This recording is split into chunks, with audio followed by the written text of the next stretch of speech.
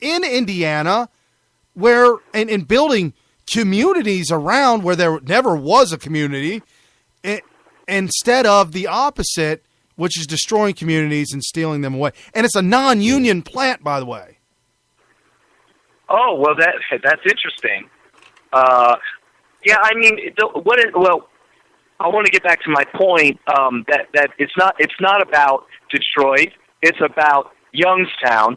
So Youngstown has they have a little bit of steel manufacturing. They have a little bit of other types of manufacturing, but I believe a big portion of it is coal.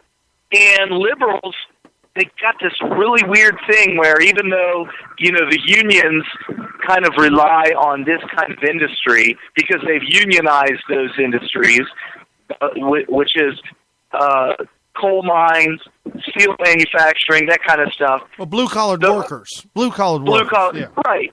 And the problem is the very same utopians, Democrats, liberals, whatever you want to call them, the very same people who have taken over those industries with the unions are also at war with those industries because of the EPA. So it's kind of like it's a dichotomy, I guess you could call it. Right. And they destroyed it. They completely destroyed it. And now you got Youngstown. And when you're driving through Youngstown, it's shocking if you're not from Youngstown. I believe that your average Youngstown citizen is probably like, well, I know it was great one time and now it's not. And that, we're in a recession. It is what it is, and we got to live with this. Somebody from outside of Youngstown, this is appalling. This is absolutely appalling. You drive through, it is shocking how many houses in a normal residential area are completely boarded up, and that's if they got saved. I don't know if you've ever heard of these people that their job is to preserve houses, and what they'll do is they can winterize them, and when you winterize a house, you take the water out of the toilet or whatever so it doesn't freeze and break the toilet. Actually, they put antifreeze in it. Put antifreeze in all the drains to keep the pipes keep the pipes from bursting. And then they board everything up to keep the loiterers out, or the squatters from coming in, or the drug addicts from coming in and turning it into a crack house. And so what you have is the bank will own the property, and then you have these property preservation people that come in, and they do this. Their job is to preserve the house until the bank decides, well, I guess it's able to sell them again. Right. Like they can't sell them right now because they're totally upside down. The banks have more into these properties than they could ever sell them for, so they'll just preserve them. Okay, so some of the houses in Youngstown, I would say maybe, I don't know, a third of them are preserved, so they're all boarded up. Then there's another third of them that are actually being lived in. And so there's actual cars in front of these houses, even though they're kind of beat up. A lot of them are wood siding. Ooh. That haven't been, well, they're wood siding, but they haven't been painted in 70 years or something. Yeah, I was going to say wood siding is something that really needs to be taken care of. You've got to take care of it. And when you can no longer take care of it, it looks like somebody spray painted the side with acid, because you could see the paint peeling all over the place, and it looks really creepy. Oh, jeez. Look at the turnout. Oh. Yeah, it's just really weird. So you got about a third of them that are like that. They're still lived in, but, they can't really take care of them. Then you have the last third. That's the poor houses that not only have they been abandoned long, long ago, but the bank has decided either A, we can't preserve them, or we don't want to preserve them, or they're too late to preserve them. And the windows are gone. And I'm not just talking about the windows being busted out and broken. Like the frame of the windows are gone. How does that happen? I don't even know. Well, because I'll tell you why. sometimes the woodworking around the window maybe made out of some high-dollar wood, maybe some mahogany or something. And so it actually becomes worth it to remove that wood and resell it. Wow. And so what you end up with is a hole, like a square hole or a rectangle hole. Maybe they were, okay, because maybe they kept the glass, the window, and the frame. Kept it all together. Say, hey, man, this is worth something. No. What happens is you got vandals that'll break the window, and in order to safely enter the place, in order to rip everything off, you got to bust all the rest of the glass out. Right. So the glass is gone. Okay. And then once the homeowner realizes that all the windows been broke, then they go ahead and remove the frame for resale. Okay. For wholesale at the salvage yard or something. Right, okay. Wow. And so you end up with... So in the meantime, so check this out.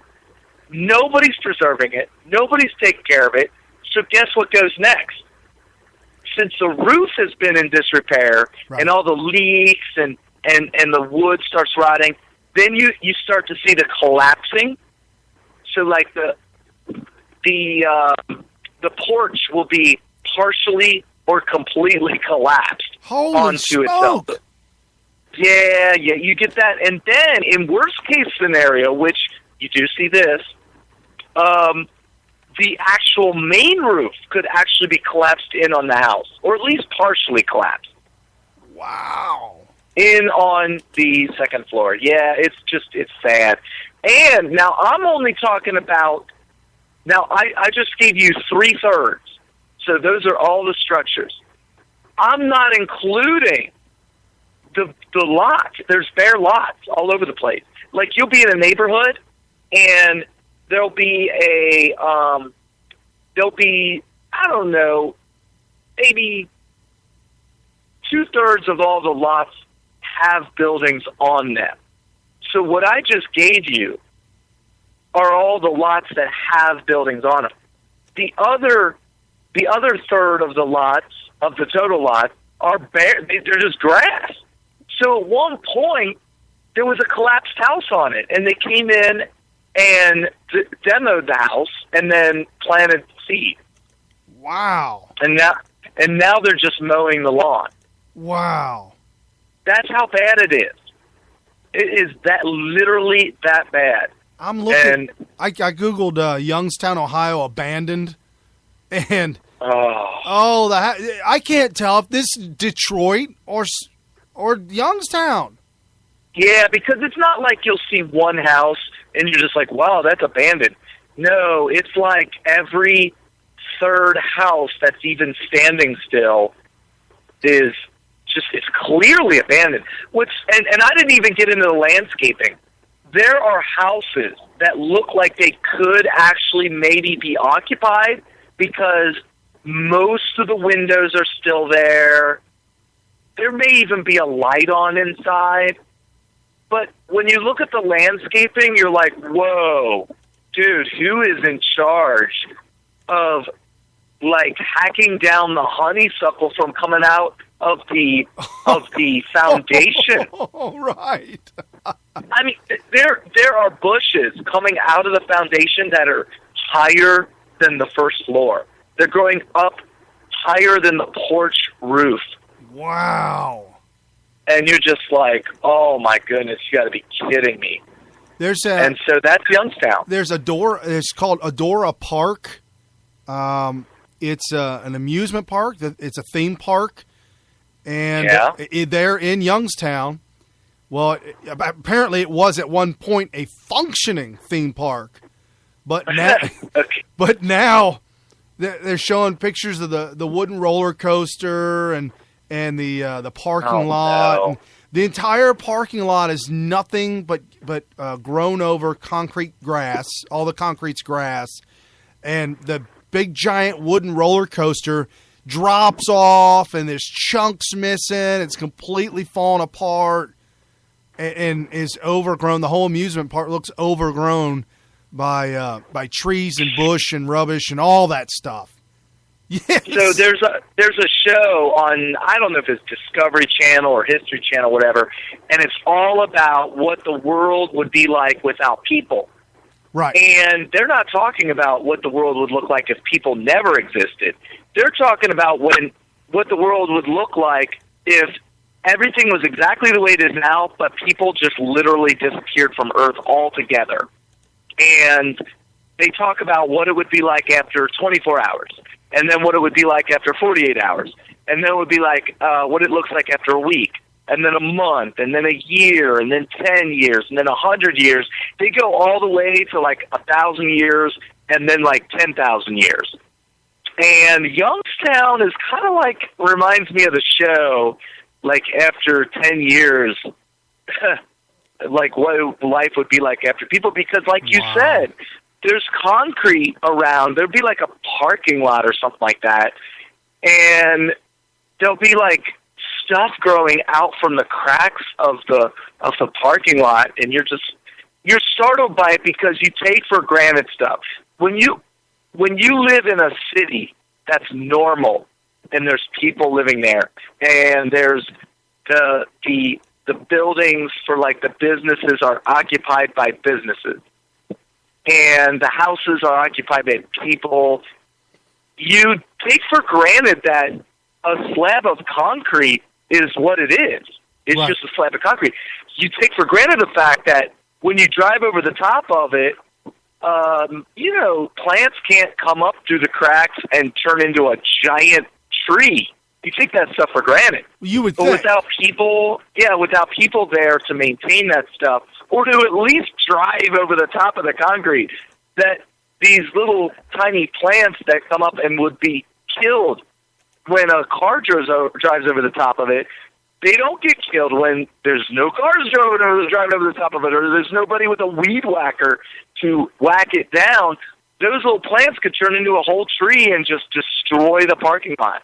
And it would look very weird to a normal person living in a normal town where that kind of stuff doesn't happen. Right. But in Youngstown, it does happen. Right. I saw a special on the History Channel about Detroit, and they showed how the concrete, the reason why all the concrete does what it does is because, if you don't know, folks, concrete actually absorbs moisture. Moisture can get inside concrete.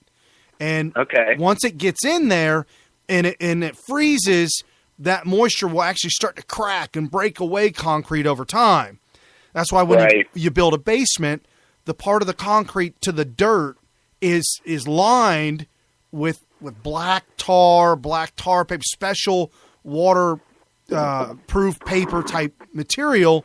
And then those of you with good basements have a sump pump in there because water's going to come in sooner or later, and you'll avoid that. If you ever build a deck and you attach it to the foundation of a house, which is concrete, you've got to put spacers between that wood and the concrete, because the concrete will actually rot the wood out. So you never have wood and concrete together ever, because it'll rot. Wow. Yeah. So, and then when there's nobody there to maintain it, the trees, I've got tons, because I'm fascinated with trees that grow out of rock. The trees will grow out through being rock.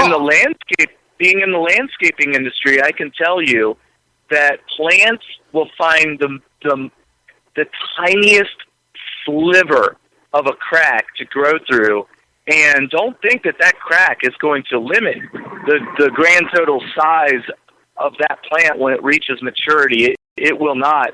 And as a matter of fact, I've also built ponds before. And when you build a pond, you have to route a pipe from the skimmer to the waterfall. Right. And one of the funny phenomenons that happens to some people is if you get a tiny, I'm talking microscopic hole in that pipe somewhere, you could get the roots of a bush or tree to find that tiny little crack, because there's water in that pipe, and of course roots want water. Oh, yeah. They will find the most microscopic crack, and they'll get in there, and they'll grow so much inside that pipe that they can clog it completely up. Oh, and I've seen it before where we've had to literally replace entire systems, sewage systems, because it's just completely overgrown with roots and